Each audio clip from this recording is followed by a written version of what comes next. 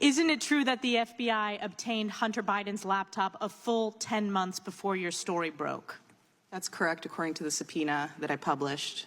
Isn't it also true that we now know that the FBI's Foreign Influence Task Force coerced social media companies into an alleged forthcoming Russian, quote, hack and leak operation, and as a result, illegally censored the Hunter Biden laptop story? Isn't that true? Yes. And this forced censorship by government agencies like the FBI was paid for by the taxpayer, since the taxpayers fund the FBI. Isn't that true? Yes. And Hunter Biden's laptop from hell, it has everything. It's a hellhole and cesspool of corruption and criminal conduct.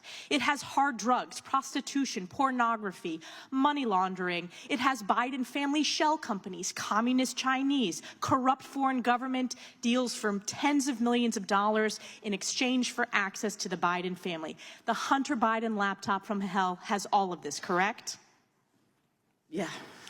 And the American people are smart. They know that this was not a hack and dump. This was illegal government censorship to protect and prop up Joe Biden on the eve of the 2020 election. And according to polling, of people who were now made aware of the Hunter Biden laptop story, 53% would have changed their vote, including 61% of Democrats. So do you agree that the censorship of the Hunter Biden laptop story was determinative in the 2020 election, Ms. Morris?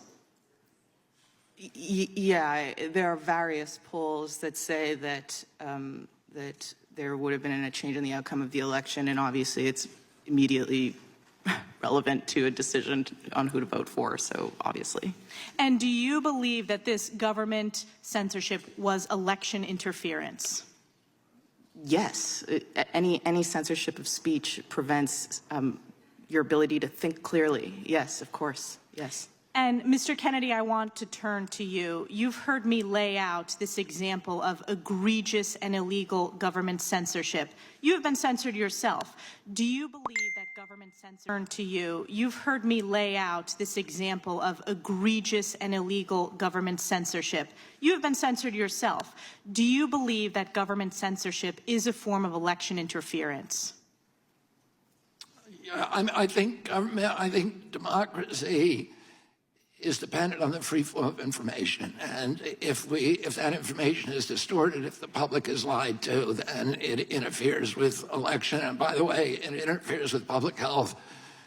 And the Wall Street Journal did an article a couple of weeks ago suggesting that the censorship of important health information cost American lives. And Mr. Kennedy, I want to ask you specifically about the Hunter Biden laptop story. The total blackout on all social media outlets as well as telecom. You couldn't text the link to the Hunter Biden laptop story. This specifically was a form of election interference by the U.S. government in the 2020 election. I don't know enough about it. I know that there was censorship on that story and other stories that, presumably could have changed people's minds about the election.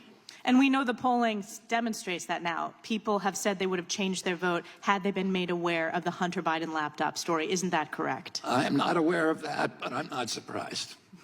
Mr. Sauer, I want to turn to you. I want your reflection on this form of government censorship, specifically in the 2020 election, as a form of election interference, and what I believe is some of the, most egregious political scandals that, I will live through in my lifetime. Mr. Sauer, what are your reflections? I strongly agree with your characterization of that form of censorship as election interference. The evidence in our case strongly supports that. It strongly supports, and actually we have judicial findings now, that the suppression of the Hunter Biden laptop story was done at the instigation of federal officials in the FBI at a very high level of that organization. It was an orchestrated campaign of deception that was anticipatory. It was planned in advance, and it was, I think, consummated with the testimony that I hadn't seen before that's been put up today from Ms. Demlow memo characterizing how, at the very end, the FBI then clammed up at the last minute after spending months of seeding the record in these endless, ceaseless meetings with social media platforms about there's a hack and dump coming, it's going to involve Hunter Biden. Then when it actually came, they said, well, no comment. Our judge focused on that particular issue as kind of the coup de grace in this form of election interference. Thank you. My time's expired.